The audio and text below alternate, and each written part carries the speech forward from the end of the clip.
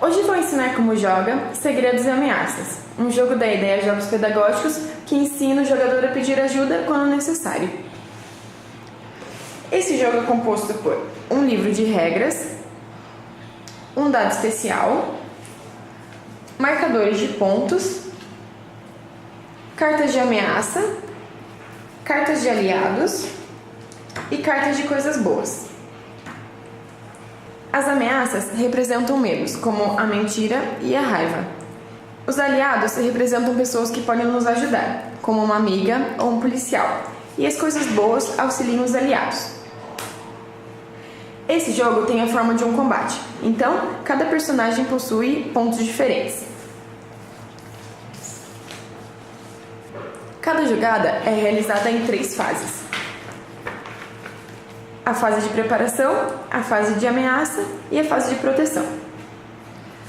Na fase de preparação, cada jogador deve ter 6 cartas nas mãos. Caso tenha menos, deve comprar entre o baralho de aliados e coisas boas. Na fase de ameaça, o jogador deve rolar o dado e retirar a quantidade de cartas indicadas do monte de aliados.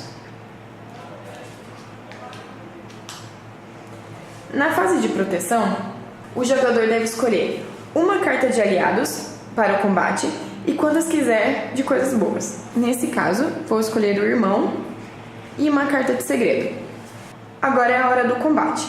O jogador deve comparar a quantidade de pontos das ameaças e a quantidade de pontos dos aliados.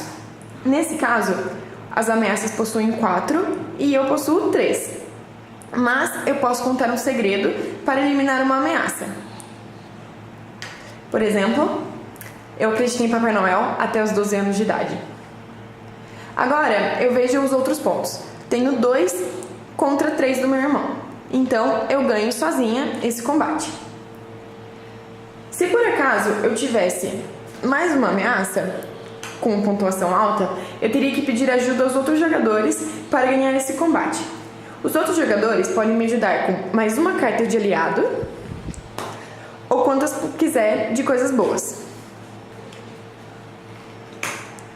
Se mesmo assim os pontos não forem suficientes, então os pontos irão para a pontuação das ameaças. Se o jogo for ganho coletivamente, então os pontos irão para a contagem de pontos coletivos. Nesse caso, eu posso contar então um segredo para derrotar o bicho-papão. A professora tem pontos suficiente para derrotar o zumbi. E o irmão ainda tem pontos para derrotar os outros 2 zumbis. Então, os pontos devem ir para o monte coletivo. As outras cartas devem ir para o monte de descarte. Simulando mais uma rodada, então, a fase de preparação, eu só tenho 4 cartas.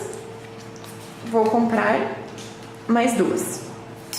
Na fase de ameaça, eu rolo o dado e retiro a quantidade de ameaças indicada.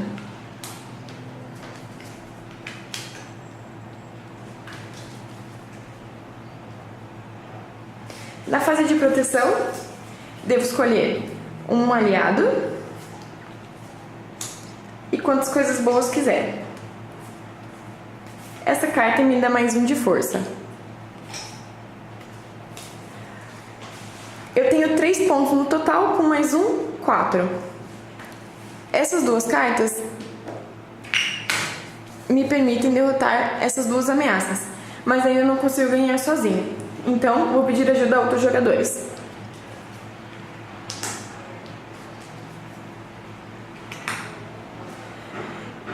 Nesse caso, com a ajuda de outros jogadores, eu consigo derrotar as ameaças com essa carta. E novamente, os pontos vão para a contagem coletiva. O jogo acaba quando todas as cartas de ameaças forem jogadas. Então, os jogadores devem comparar a quantidade de pontos individuais, coletivas e de ameaças. No final, irão perceber que normalmente pedir ajuda é mais vantajoso para derrotar as ameaças do que ficar sozinho. Vou mostrar algumas cartas e ícones que fazem toda a diferença no jogo de segredos e ameaças. A carta segredo é muito especial, pois permite que o jogador, contando um segredo, derrote qualquer ameaça, não importa sua força. Algumas cartas possuem ícone de mentiroso. que impede que eu conte um segredo para derrotá-lo, a não ser que eu use essa carta especial que tira o efeito de mentiroso da carta. Outras ameaças possuem o ícone de assustador. Esse ícone impede que alguns aliados que tenham o ícone de medroso entrem no jogo enquanto eles estiverem na mesa.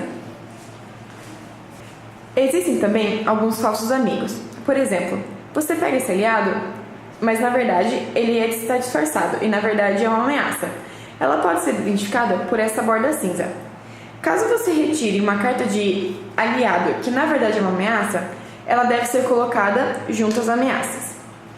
Há também aquelas ameaças que na verdade são aliados e podem ser identificados pela borda azul. Nesse caso você retire uma ameaça que é um aliado, ela deve ser colocada junto aos aliados.